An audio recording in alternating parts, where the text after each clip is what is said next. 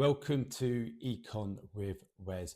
My name is Wes, and during this video, I am going to introduce you to the three main economic agents, otherwise known as the three main economic groups that exist within economies. The three main economic groups can otherwise be referred to as the three main economic agents that exist within economies.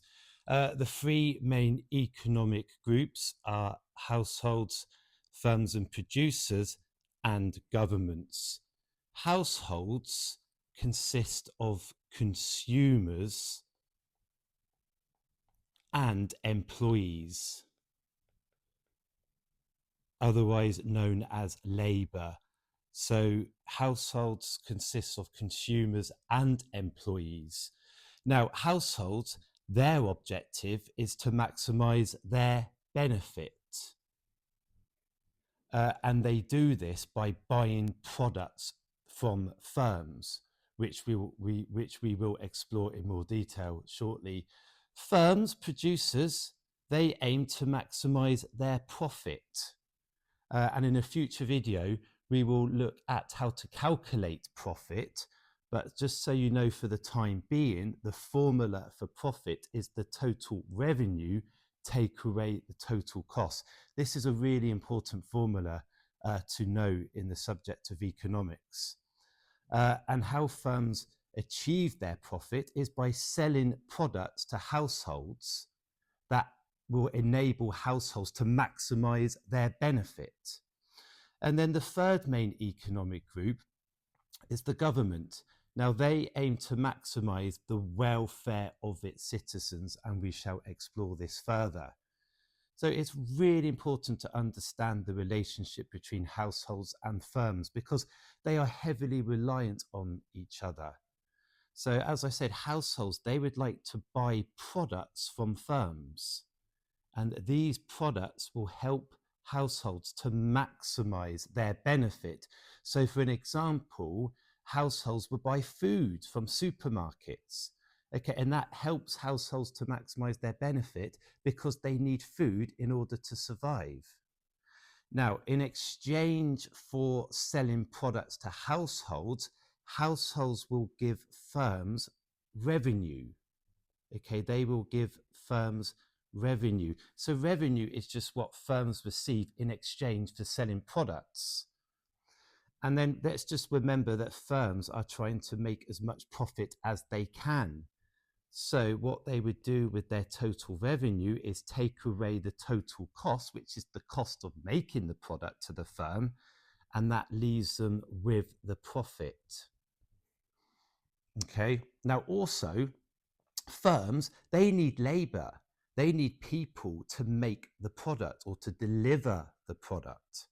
So therefore, households also provide firms with labor. You know, they also provide firms with employees. Now, households, in order to be able to buy products from firms, they need income. They need money in order to do that.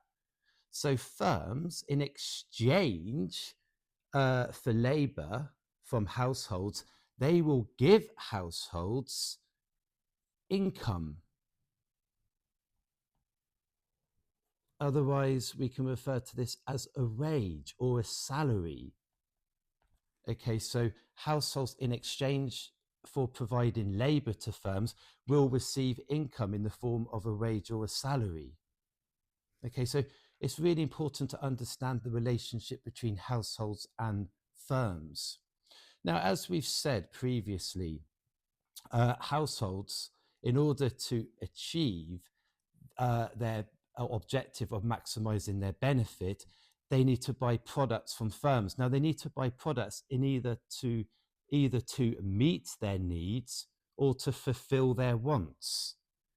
So it's really important that we understand the difference between a need and a want. A need is something which is essential for human survival. So the examples here will be food, water, clothing, basic clothing, shelter. You know, humans need a place to live. so they can rent or buy property, for an example, to give them somewhere to live. And the last one is warmth, heating, for an example. They need energy in the home. So these are needs. These are things that humans need for human survival. Consumers need for human survival. And then a want is something which is nice to have. Wants are desirable. You know, they are not essential for human survival. You know, wants are nice to have, but we can live without wants. And wants would include things like iPads, books. We can include designer clothing here. These are things that are nice to have, but we don't need for human survival. Now, as we've already said, consumers' households, they fulfill their objective to maximize their benefit from buying products. And products can be goods and services, okay? Now, there's a difference between a good and a service. Goods are physical.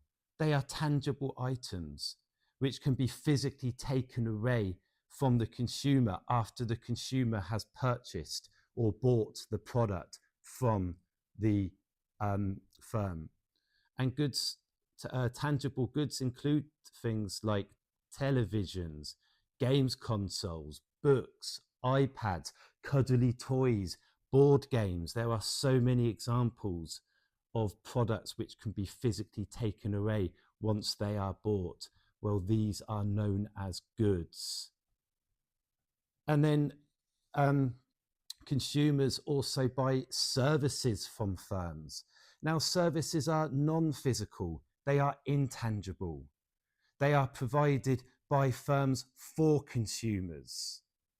Okay, so these examples might include having a haircut, so hairdressers. It might include a taxi service, insurance, banking, education, teaching. These are all examples of services. Flights. So if you wanted to take a flight from one country to another, you are paying the airline to take you from point A to point B. You know, you don't physically get to keep the plane, unfortunately. Okay, so the third economic group, the third main economic group are governments. Now, governments collect taxes from households and firms. So we said earlier that households provide consumers and labour. Well, governments will collect income tax from labour, from households. Households, if they are working, if they have a job, if a person from a household has a job, then they pay income tax to the government. And firms also pay tax to the government in the form of a corporation tax. Corporation tax, otherwise known as a business tax. And this is basically a percentage of the profit a firm makes that has to be paid to the government. Now, the government, remember, their objective is to maximize the welfare of its citizens. So once they've collected the tax money, they then have to make decisions in terms of how they're going to spend that money. So they could spend money on education, on schools, on hospitals, on improving infrastructures like roads, for an example, having good railway links. They might pay for a police force and other emergency services such as paramedics, such as ambulances, etc., etc. But the government does this with the intention of maximizing the welfare of its citizens. So, for an example, if they spend money on schools and improve education so that the citizens receive a better education and then they can get more higher skilled jobs and then they're going to earn more income, and in turn that will result in consumers, households maximizing their benefits. Okay, and it's also going to help maximize the welfare of the citizens because they will have a better quality of life. I hope you found the video on the three main economic agents, otherwise known as the economic groups, not only useful, but I hope you found it interesting as well. I hope you enjoyed the video. If you did, please like and subscribe. Look out for future content videos. And thank you very much for watching.